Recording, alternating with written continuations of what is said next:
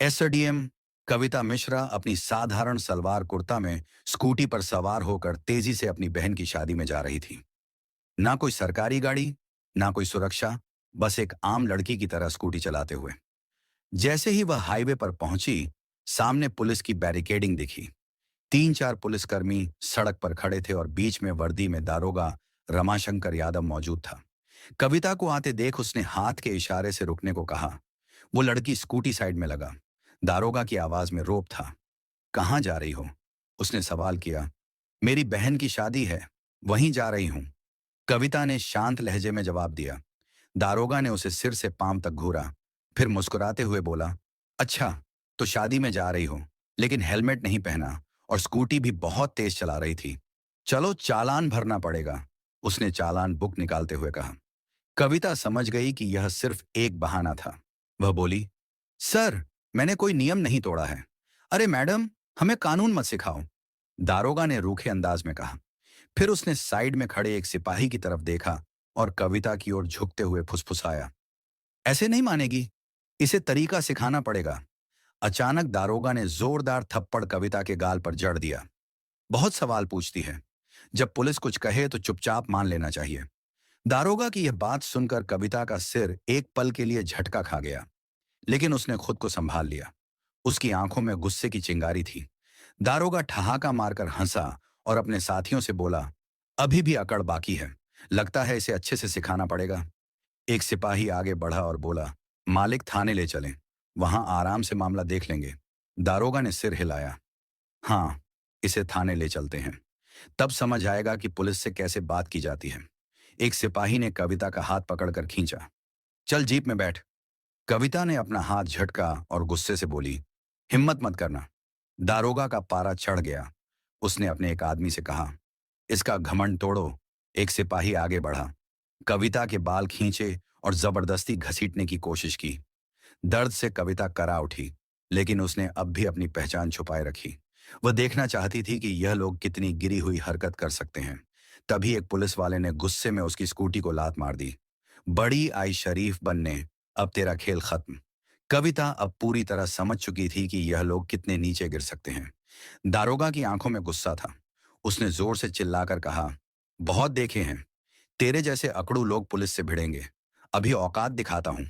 कल रही, ले चलो इसे थाने, वहीं समझाएंगे। एसडीएम कविता मिश्रा अब भी चुप थी। उसने अब तक अपनी पहचान बताने का कोई इरादा नहीं किया।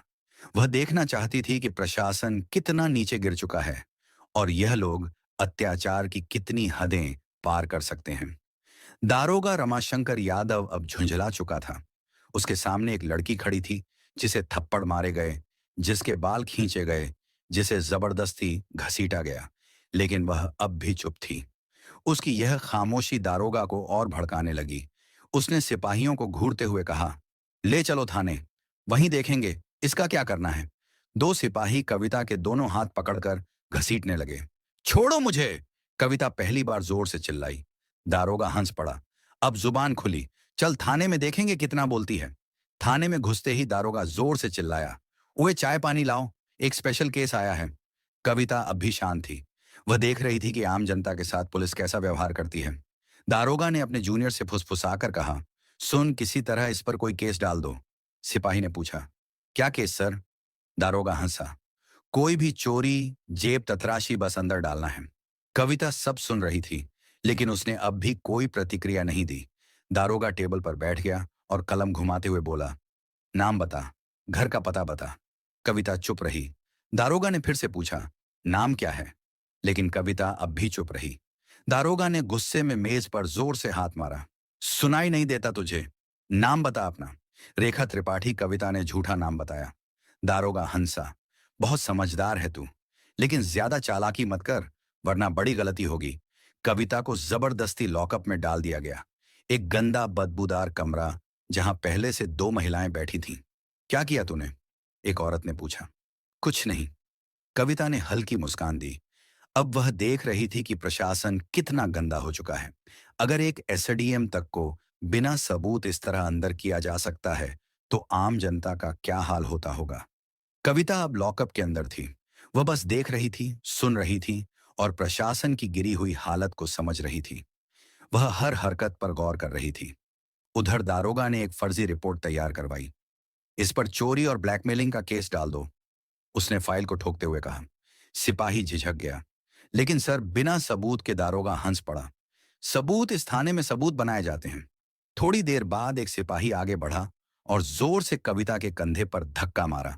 कविता दीवार से टकराई, लेकिन उसके चेहरे पर डर का नामो निशान तक नहीं था। दारोगा ने हाथ उठाया और थप्पड़ मारने ही वाला था कि रुक जाओ। दरवाजे पर एक पुलिस अधिकारी खड़ा था। दारोगा ने पलटकर देखा। नीरज तिवारी थाने में उसकी छवि एक ईमानदार अफसर की थी। उसने लॉकअप में बंद महिलाओं को देखा। उनकी हालत देखकर उसके माथे पर शिकन पड़ गई। ये सब क्या हो रहा है? उसने सख्त आवाज में पूछा। दारोगा रमाशंकर मुस्कुराया। कुछ नहीं सर, एक सड़क छाप लड़की ज्यादा होशियारी दिखा रही थी, बस जरा सबक सिखा रहे हैं। नीरज तिवारी की नजर कविता पर पड़ी। उन्होंने गौर से उसे देखा। उसके हाव भाव किसी साधारण महिला जैसे नहीं थे। इसका जुर्म क्या है? नीरज तिवारी ने सख्त लहजे में रमाशंकर से पूछा। रमाशंकर हड़बड़ा गया। सर, इसने चेकिंग के दौरान बदतमीजी की थी। नीरज तिवारी को कुछ गड़बड़ लगी। उसने कविता की तरफ देखा। तुम्हारा नाम क्या है? कविता अब भी शांत रही। दारोगा रमाशंकर हंसते हुए बोला। सर, ये तो अपना नाम तक नहीं बता रही। अब नीरज तिवारी पूरी तरह सतर्क हो गया था। ठीक है, इसे दूसरी कोठरी में डालो, उसने सिपाही को आदेश दिया। रमाशंकर हैरान रह गया।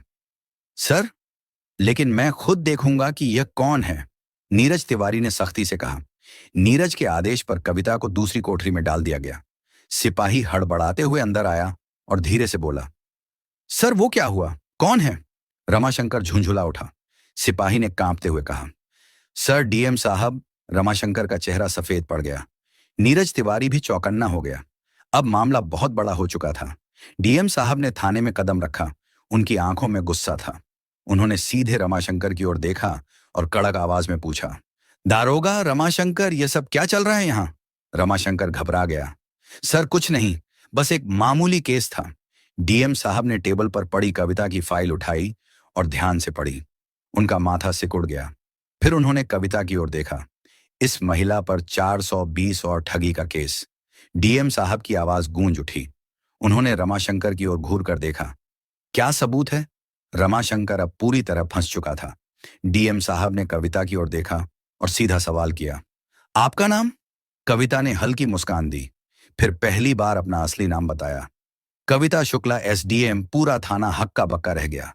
रमाशंकर के हाथ पैर कांपने लगे। सारे पुलिस वाले चौंक कर खड़े हो गए। रमाशंकर के पैरों तले जमीन खिसक गई, जिसे वह ठग समझकर फर्जी केस में फंसा रहा था। वह खुद एसडीएम निकली। थाने के सारे पुलिसकर्मी सन्न रह गए। डीएम साहब ने रमाशंकर को घूरते हुए कहा। दारोगा रमाशंकर, तुम्हारी हिम्मत कैसे हुई? एसडीएम मैडम पर झूठा केस डालने की हिमाकत करने वाला रमाशंकर कुछ बोलने ही वाला था कि सर, मैंने पहले ही कहा था कि कुछ गड़बड़ है। नीरज तिवारी की तेज आवाज गूंजी। अब रमाशंकर पूरी तरह अकेला पड़ चुका था। कविता ने अपना असली रुख दिखाया। उन्होंने शांत लेकिन सख्त आवाज में कहा। दारोगा रमाशंकर, तुम सस्पेंड हो।